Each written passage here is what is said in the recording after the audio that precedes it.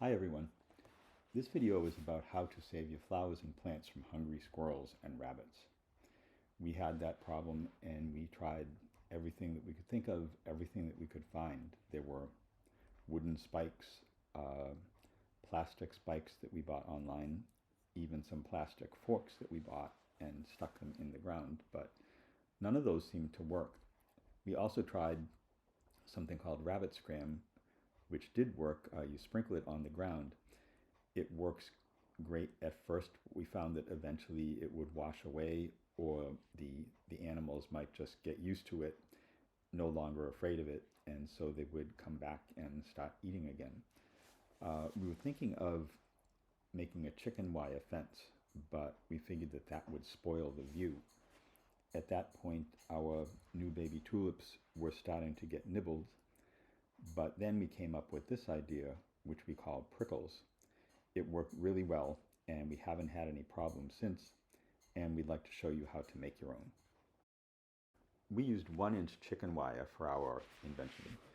We used green coated wire for the base, which looks nice, it blends well with the ground, and then bare metal for the prickles themselves. We find that works better because you don't need to strip away any of the green coating. We used short sections, about 8 inches by 12, to make the circle around the tree. And you may like that size also because it's easier to work with than long, wide strips. With the base layer ready, the next step is to make the prickles themselves.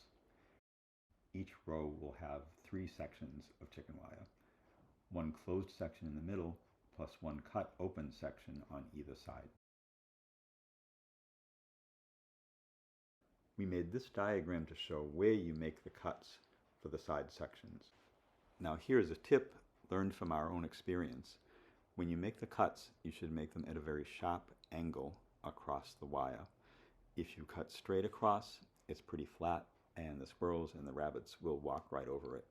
With this type of an angle, it will give them a little bit more of a reminder that we don't want them on our plants, and with one step, they tend to stay away after that. Here is how the completed strip looks after making all the cuts. And after this, you bend up the end sections. And once those are all up and ready, we are ready to insert this into the base layer.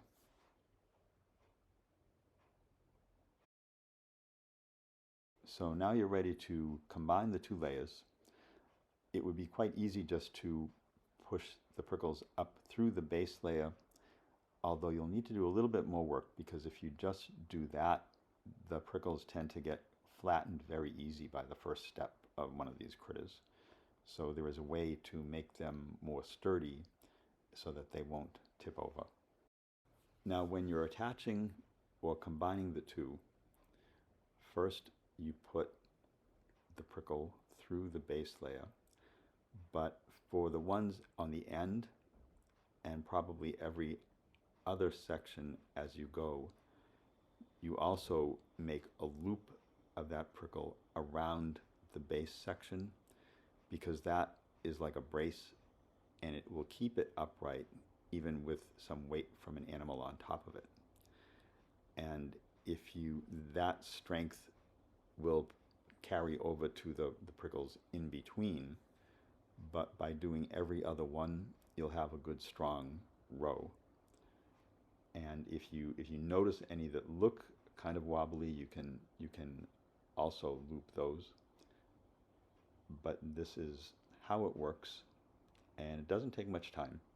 It's just a little bit of an extra step, but you'll find that it's well worth it out in the garden. Here's a tip while you're watching this section. We strongly recommend that you use needle nose pliers and leather gloves to protect your hands. These prickles are very sharp, so you don't want to cut yourself.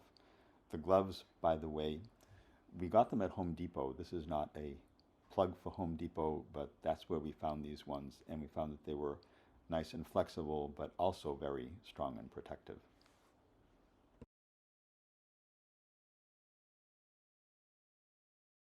So you keep repeating that process all the way down the strip, looping the prickles as you go, and remembering to bend up the pointed edges on the original strip.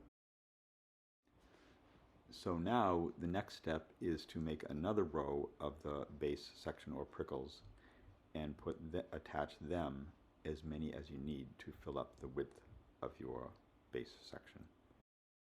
Here is the finished product, and as you can see, it's very sturdy and it's ready to put into the ground.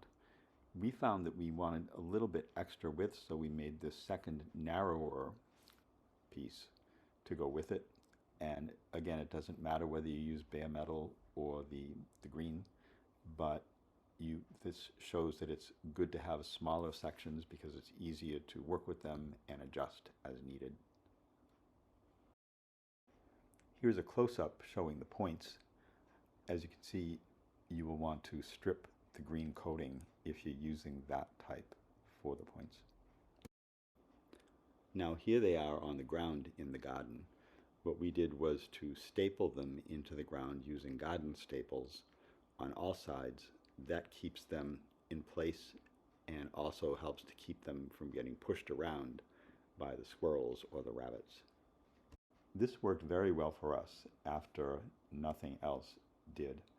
If you have a small patch and you're having trouble with critters, we hope that it'll be helpful for you too. Thanks for watching.